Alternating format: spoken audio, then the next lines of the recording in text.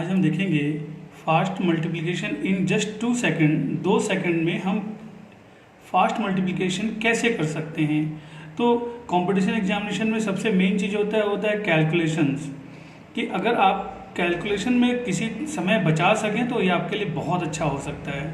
तो कैलकुलेशन के काफ़ी सारे पार्ट्स होते हैं जिसको अपन वन बाय वन समझने की कोशिश करते हैं। तो आज हम देखते हैं पार्ट 1। आज हम सीखेंगे multiplication of any numbers when sum of unit digit is 10 and digit before that are same.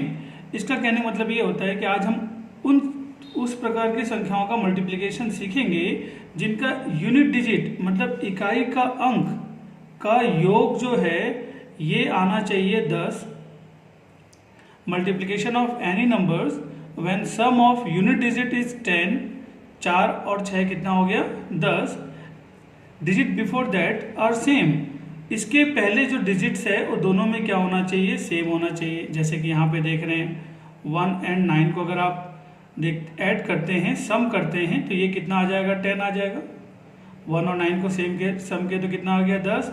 तो क्वेश्चन पूछा ये है कि हमें उस प्रकार के संख्याओं का गुणा सीखना है जिसके इकाई के अंकों का योग तो 10 हो लेकिन बचा हुआ जो भी अंक हो वो सेम होना चाहिए।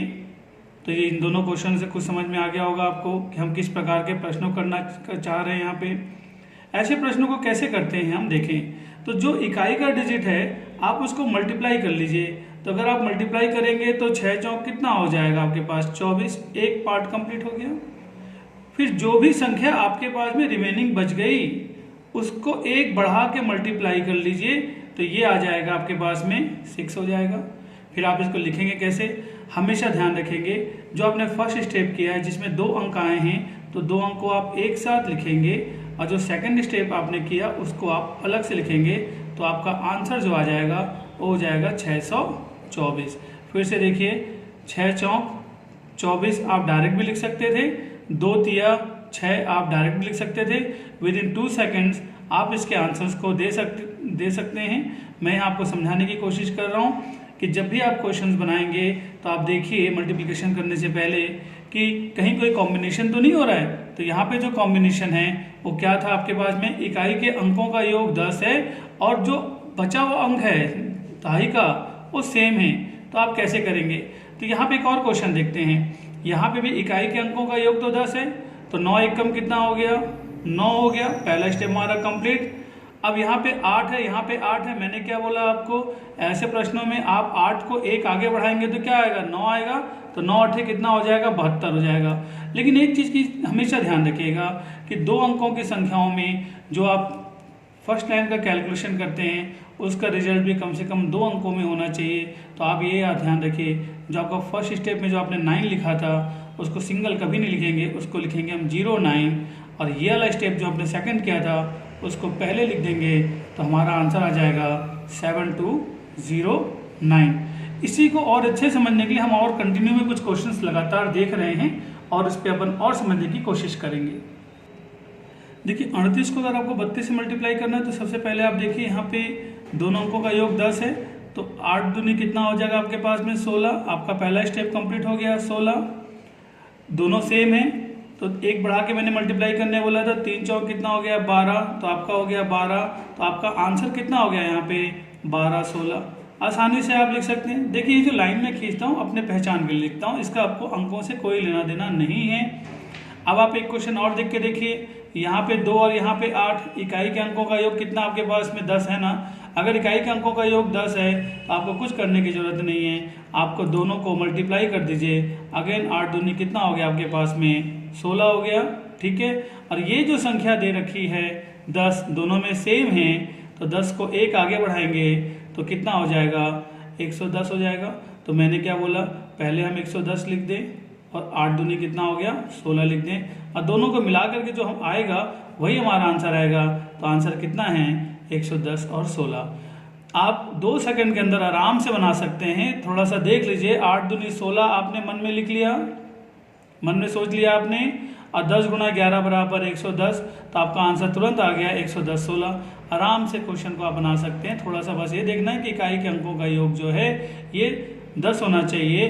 और बचे हुए अंक जो हैं, डिजिट जो हैं, ये सेम होने चाहिए। एक क्वेश्चन और देखते हैं अपन यहाँ पे। 3 और 7 दिख रहा है साफ साफ। 7 और 3 कितना हो गया? 10 हो गया। तो 7 या दोनों गुणा कर लीजिए। 7 या कितना हो गया? 21। आपका एक स्टेप कंप्लीट। और जो बचा हुआ अंक है दोनों में सेम है, उसे 1 बढ़ाइए। 6 7 कितना हो गया आपके पास में? 42। तो आपका आंसर हो जाएगा 42 ये वाला, और यहाँ पे क्या हो जाएगा? 21। ये लाइन केवल हम प्रैक्टिस के लिए लिखते हैं कि कहीं किसी प्रकार की हमसे गलती ना हो जाए। इधर हमेशा याद रखेंगे 2 अंक रखने जरूरी होते हैं। अगर 1 अंक है तो 0 के साथ लिखेंगे। अगर यहाँ मान लीजिए 3 अंक आ जाता है कभी, तो 1 अंक हम यहाँ पे शिफ्ट करते हैं। ऐसी प्रॉब्लम बहुत कम होता है। तो आप डायरेक्ट कर सकते हैं। 7 14 7 3 21 लिखा आपने, 21 लिखा आपने, और 7 6 42 आपने लिखा। 2 सेकंड के अंदर आपका आंसर आ जाता है। आपको बहुत ज़्यादा परेशानी यहाँ पे नहीं होता है। फिर से यहाँ पे देखें, इकाई का अंक का योग करते हैं अपन। सिर्फ 10 आ रहा है। मैंने क्या बोला? अगर इकाई का अंक का योग 10 हो और बाकी डिजिट सेम हो तो आपको ज़्यादा परेशान होने की जरूरत नहीं है। 6 चौक कितना हो गया आपके पास में? 24। मैं तो यहाँ लिख रहा हूँ, आप मन में कर सकते हैं इसको। और 11 को अगर आप एक आगे बढ़ाते हैं तो 11 को अगर आप 12 से मल्टीप्लाई करते हैं तो 132। तो आपका आंसर हो जाएगा 132। तो हमने यहाँ से लिया, फर्स्ट स्टेप हमारा 132 और 24 यहाँ पे है। ये लाइन आप हमेशा प्रैक्टिस में आदत में रखिएगा। ये लाइन दोनों को अलग अलग भाग में डिवाइड कर रहा है और बाकी इस लाइन का कोई मतलब नहीं है, क्योंकि आपका फाइनली आंसर कितना होता है यहाँ पे? 13224। आसानी से आज हमने जो देखा उसमें हमने यही देखने की कोशिश की कि अगर हमारे पास में ऐसे कोई नंबर्स आते हैं जिसमें इकाई के अंकों का योग कितना हो? 10 हो, और शेष अंक जो हैं ये बराबर हैं, तो आप कैसे सॉल्व करेंगे? आपने आज हमारा हेडिंग देखा था, fast multiplication in just 2 seconds, part number 1, multiplication of any numbers when sum of unit digit is 10 and digit before that are same. इसी पे हमने आज बात की थी।